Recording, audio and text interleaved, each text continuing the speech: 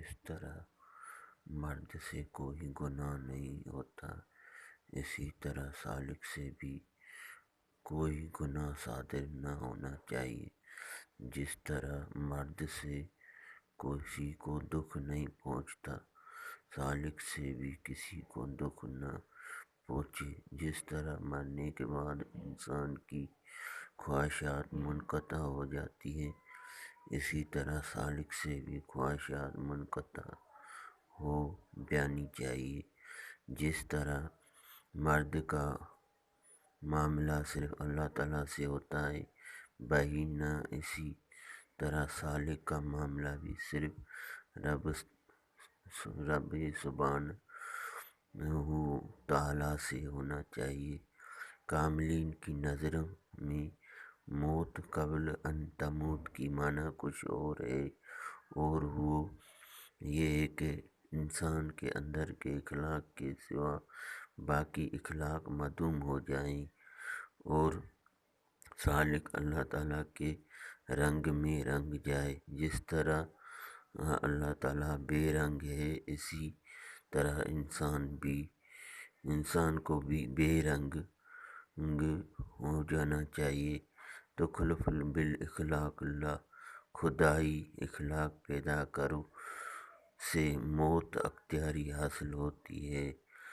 موت قبل ان تموت سے یہی مراد ہے کہ موت اضطراری، جو موت طبعی بھی کہلاتی ہے، اس سے پہلے موت اختیاری حاصل کر لی، حیوانات سے مر جائیں اور انسانیت میں زندہ ہو جائیں،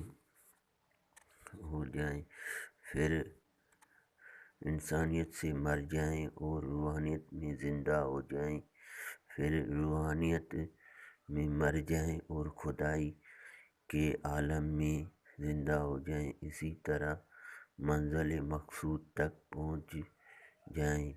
قرآن کریم میں ارشاد فرمایا گیا ہے کہ وہ لوگ جو اللہ کی راہ میں قتل ہو جاتے ہیں، انہیں مردہ نہ کہو، وہ زندہ ہے۔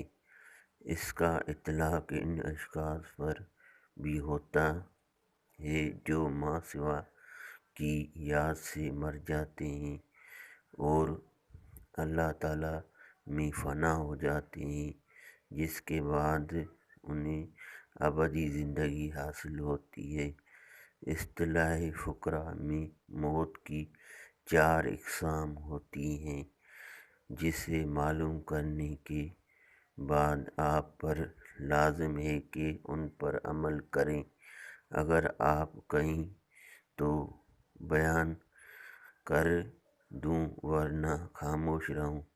اس پر موقع پر حاضرین نے کہا کہ انشاءاللہ ہم آپ کی دعا کے تو پھر اس پر عمل ہوں گے۔ اعلیٰ حضرت قبلہ قائم پیر صاحب نے کلام کو جاری رکھتے ہوئے ارشاد فرمایا، وہ 4 اقسام کی موت یہ ہیں: موت اسود کالی موت، جب کبھی آپ کو پتھر لگتا ہے یا چوٹ لگ جاتی ہے تو اس چوٹ کی وجہ سے بدن کا وہ حصہ کالا ہو جاتا ہے۔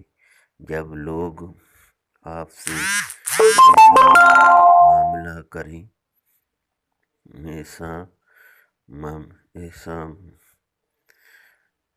اصلاح معاملہ کریں تو آپ ان کی ایذا رسانی سے تنگ یا برداشت نہ ہو جائیں، بلکہ صبر کے ساتھ اس کو برداشت کریں۔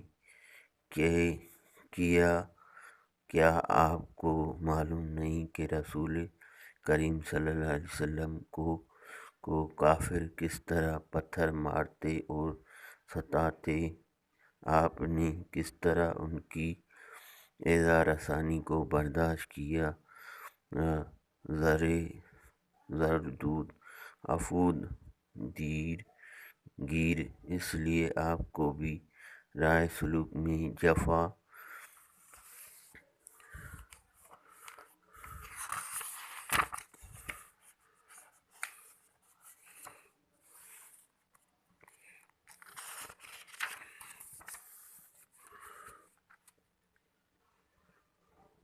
جفائے خلق پر تحمل کرنا اور مرج کی صفت پیدا کرنا چاہیے تاکہ مقام موت اسود حاصل ہو سکے۔ موت امر سر موت سے اس طرح اشارہ ہے کہ جب آپ کو غصہ آتا ہے تو آپ کے چہرے کا رنگ کیسا ہو جاتا ہے؟ ہاں، سرخ ہو جاتا ہے۔ اسی طرح شہوت سے بھی چہرہ سرخ ہو جاتا ہے۔ جب آپ میں غصہ یا شہوت نفسانیت کی وجہ سے ابھر آئیں تو اسے روک دیں یا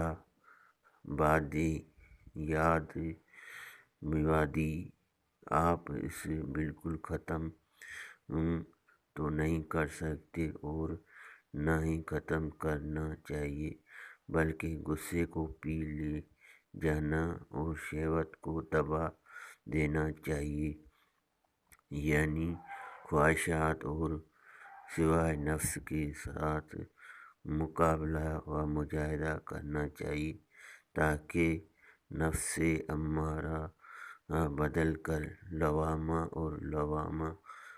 اور نفس لوامہ سے نفس مطمئنہ ہو جائے، پھر اس کا حق ادا کرنے میں کوئی حرج نہیں۔ ایسا سالک صاحب مقام موت امر ہوتا ہے۔ ان دونوں سے بچنے کا طریقہ اور دستور خاص ہے۔ موت ابیض سفید موت اشارہ ہے کم خوری، فاقہ کشی اور روزہ رکھنے سے جو ابتدائی سلوک بلکہ ایک حد تک وسط اور انتہائی سلوک میں تزکیہ نفس اور تصفیہ قلب اور ظہور حکمت کے لیے سالکان راہ کو برداشت کرنا چاہیے۔ یہ بصورت اضطرار صبر سے کام لینا بھی صبر اور دست سوال پھیلانے سے بچنے کا نام موت ابیض ہے۔ موت اخضر سبز موت لباس کبرد غرور سے عریاں ہو جانے کو موت اخضر کہتے ہیں، بلکہ کبھی کبھار پیوند لباس پہننے کی بھی ہوتی ہے تاکہ سالک کی نظر میں نئے اور پرانے کا فرق باقی نہ رہے اور سلوک انتہائی پہنچے۔ اختتام سلوک کے بعد اگلا مشائق حدیث نعمت کے لیے لباس فخرہ نیا اور قیمتی لباس بھی پہن لیتے ہیں۔ ان کی نظروں میں وہ فخرہ لباس اور گودڑی دونوں یکساں ہوتی ہیں کیونکہ وہ موت اخضری سے مشرب ہو چکے ہوتے ہیں۔ رحمت للعالمین رسول اکرم صلی اللہ علیہ وسلم اور اکثر صحابہ کرام رضی اللہ تعالیٰ عنہم کی سیرت پاک میں یہ چار چیزیں آپ کو اظہر من الشمس نظر آئیں گی۔ ہر ولی اللہ کی سیرت پاک میں بھی یہ موجود ہوتی ہیں۔ اعلیٰ حضرت قبلہ قائم پیر صاحب رحمۃ اللہ علیہ نے فرمایا کہ جب ایران میں تھا تو ایک پیر کے پاس ان کے ایک مرید نے 10 سال اپنے پیر کی صحبت میں رہنے کے بعد پوچھا کہ حضرت موت اسود، موت احمر، موت ابیض اور موت اصغر سے کیا مراد ہے؟ تو پیر صاحب نے فرمایا کہ ان کے معنی کو سننے اور سمجھنے کے لیے تمہیں مزید 7 سال کی ضرورت ہے۔ میں یہ نہیں کہتا کہ پیر صاحب نے بخل سے کام لیا، لیکن ہو سکتا ہے عمل کی روح سے وہ مرید شاید اس قابل نہ تھا کہ ان کی معنی کو سنے اور عمل سے آراستہ ہو جائے۔ یہ فقیر خود بھی حضرت مولا شریف قدسرہ کی خدمت میں چند سال رہنے اور ان کی معنی جاننے سے پہلے ان حالات کے عمل میں آنے کے بعد ان کی معنی سے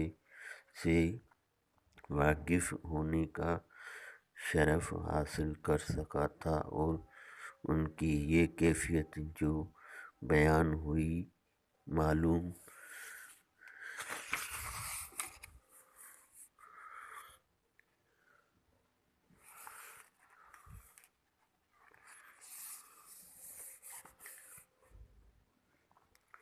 راہ ولایت کچھ ایسی مشکل نظر آتی ہے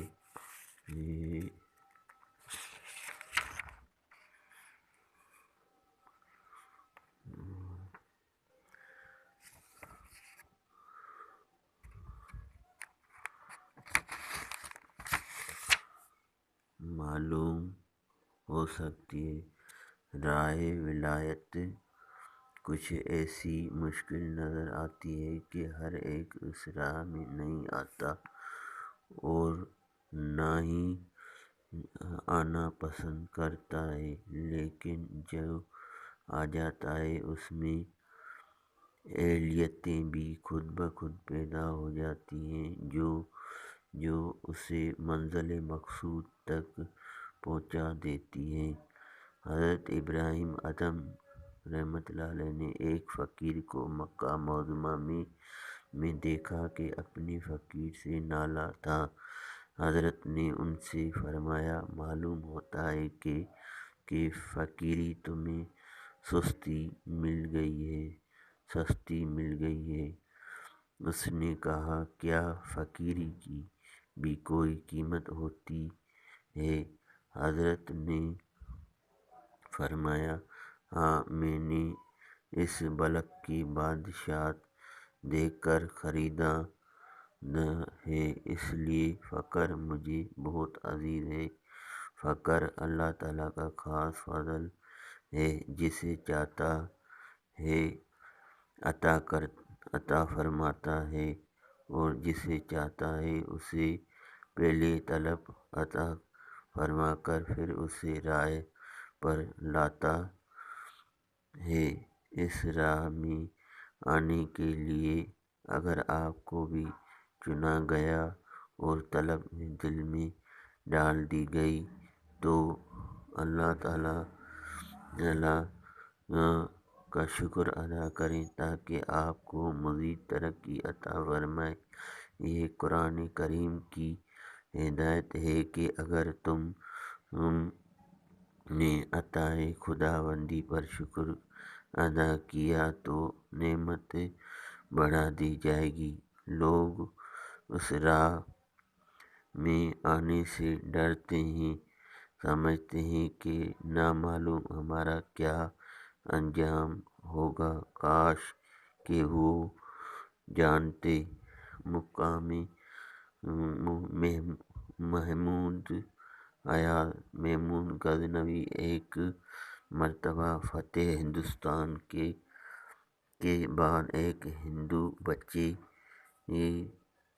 کو اپنے ہمراہ لے گیا۔ ایک دن اس نے اس بچے کو اپنے پاس تخت شاہی پر بٹھایا اور پیار کرنے لگا۔ بچہ کافی سمجھدار تھا، لیکن محمود کی اس شفقت و عنایت پر وہ بچہ رونے لگا۔ اس پر محمود نے پوچھا، ایاز کیوں روتے ہو؟ تخت شاہی پر سلطان کے پاس بیٹھے ہو، بادشاہ کے منظور نظر اور محبوب بن کر اس لطف سلطانی کے باوجود کیوں رنجیدہ ہو؟ جواب دیا، میں اپنی پہلی حالت کو یاد کر رہا ہوں جب میں اپنے ماں باپ کے پاس تھا، اور جب میں شرارت کرتا یا روتا تو مجھے اس طرح ڈرایا جاتا تھا کہ چپ رہو ورنہ میمون تمہیں پکڑ کر لے جائے گا، اور میں اس نام سے اس درجہ خائف تھا کہ ڈر کے مارے فوراً خاموش ہو جاتا۔ میں کیا جانتا تھا کہ وہ میمون جس سے میں اتنا ڈرتا تھا ایسا کریم و رحیم و شفیق بادشاہ ہے۔ آج میں اس کی غفلت کی زمانے پر روتا ہوں۔ آپ تو میرے ماں باپ سے بھی زیادہ مجھ پر مہربان ہیں۔ یہ کیفیت ان لوگوں کی ہے جو اس راہ ولایت میں آنے سے ڈرتے ہیں۔ یہ جو اولیاء اللہ بسا اوقات روتے ہیں کیونکہ اپنے مولا کی بہت مہربان پاتے ہیں، اور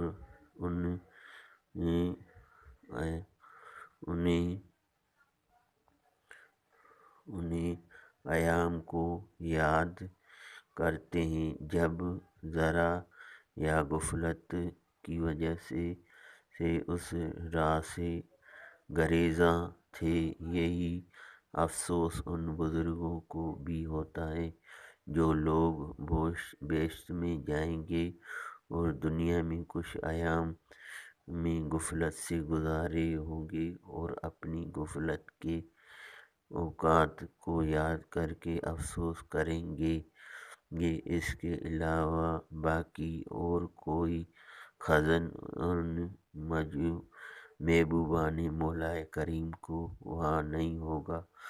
اپنی غفلت پر افسوس کرنا عین حضور و معرفت ہے۔ کاش ہم غافل لوگ اپنی غفلت سے متاثر ہو کر گزشتہ کی تلافی کر سکیں۔ وصلی اللہ تعالیٰ علی خیر خلقہ، وصلی اللہ تعالیٰ علی سیدنا الانوار، وصلی اللہ تعالیٰ علی سیدنا نور